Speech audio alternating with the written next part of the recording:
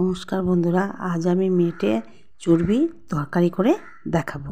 কড়া বসাবো, কড়ায় সর্ষে তেল দেবো একটু বেশি করে, তারপর পেঁয়াজগুলো দেবো।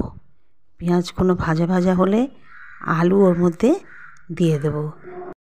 এবার হলুদ গুঁড়ো দেবো, টমেটোর কুচি দিয়েছি। তারপর চর্বিটা দিয়ে একটু নাড়ার পর আবার আমি হলুদ দেবো, লঙ্কা দেবো, ঝাল লঙ্কা, কাশ্মীরি লঙ্কা দেবো, নুন দেবো, একটু চিনি দেবো, গরম মশলা দেবো, দিয়ে নাড়তে থাকবো। বেশ অনেকক্ষণ নাড়বো, কষবো।